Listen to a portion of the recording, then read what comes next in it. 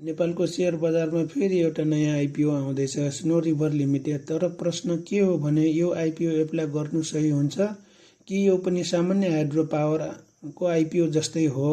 आजको भिडियोमा हामी स्नो रिभर आइपिओको पूर्ण एनालाइसिस गर्नेछौँ, प्रोजेक्ट रिस्क, फ्युचर पोटेन्सियल र एप्लाई गर्ने कि नगर्ने भन्ने बारे।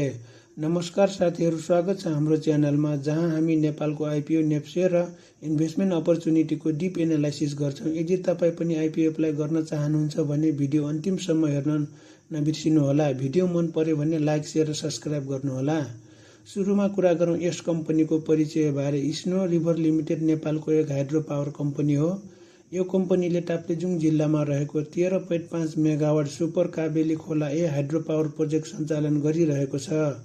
महत्त्वपूर्ण कुरा के छ भने यो प्रोजेक्ट 20 डिसेम्बर 2024 देखि कमर्सियली इलेक्ट्रिसिटी जेनेरेसन सुरु गरिसकेको छ। यसको मतलब प्रोजेक्ट अलरेडी रनिङ छ, रेभिन्यू जेनेरेट हुने सम्भावना सुरु भइसकेको छ। अब कुरा गरौँ यस कम्पनीको आइपिओ डिटेल बारे।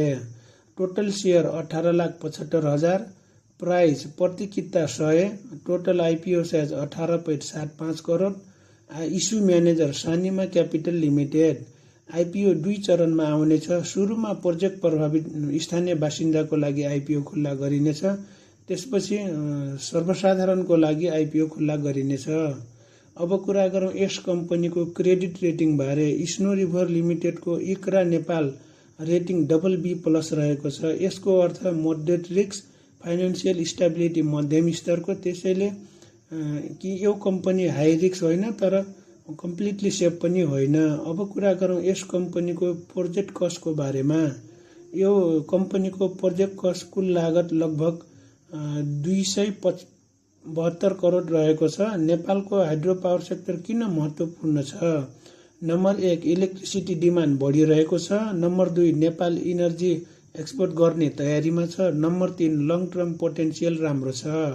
अब कुरा गरौँ यस कम्पनीको पोजिटिभ पक्षहरूको बारेमा।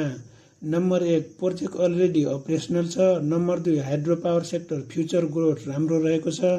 Number 3, moderate credit rating. Number 4, low price IPO. अब कुरा गरौँ यस कम्पनीको रिस्क फ्याक्टरहरूको बारेमा। जस्तै number 1, hydro power production season dependent हुन्छ। Number 2, small capacity project 13.5 megawatt. Number 3, market volatility, त्यसैले ब्लाइन्डली इन्भेस्ट गर्नु राम्रो होइन। एप्लाई गर्ने कि नगर्ने? मेरो एनालाइसिस अनुसार स्मल इन्भेस्टरको लागि मिनिमम 10 किता सेयर एप्लाई गर्नु ठिक हुन्छ। लङ टर्म होल्डिङ गर्ने सोच छ भने एप्लाई गर्न सकिन्छ।